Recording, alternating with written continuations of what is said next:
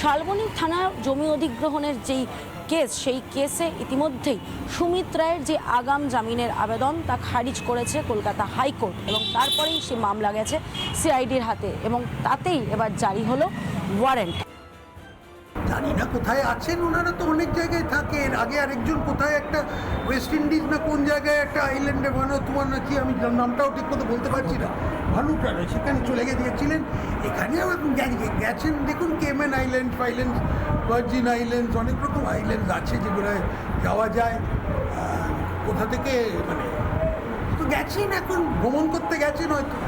CID আধিকারিকরা তারা সুমিত রায়ের যেখানে বাড়ি রয়েছে, বেহালার বাড়ি, সেখানে এসে উপস্থিত হন এবং যেহেতু অ্যারেস্ট ওয়ারেন্ট জারি করা হয়েছে, ফলতভাবে সুমিত রায় তিনি বাড়ির ভেতরে রয়েছেন কিনা তার মায়ের সঙ্গে কথা বলে বাড়ির ভেতরে সিআইডির যারা আধিকারিকরা ছিলেন তারা ভেতরে প্রবেশ করেন।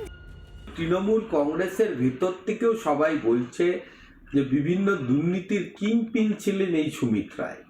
সুতরাং উনি পালিয়ে থাকতে পারেন, কিন্তু আইনের হাত অনেক লম্বা। সুতরাং উনি যেখানেই থাকুন, পুলিশ এবং অন্যান্য এজেন্সিরা তাকে নিশ্চয়ই খুঁজে বের করবে।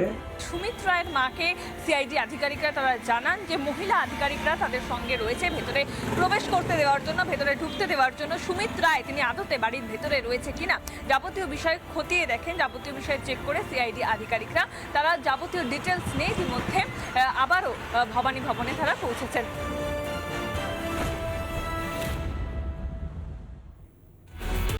নানা ধরনের কন্টেন্ট দেখার জন্য লাইক করুন, শেয়ার করুন আমাদের ফেসবুক পেজ, সাবস্ক্রাইব করুন আমাদের ইউটিউব চ্যানেল। পাশাপাশি অন্যান্য ব্রেকিং নিউজের জন্য অবশ্যই চোখ রাখুন রিপাবলিক বাংলায়।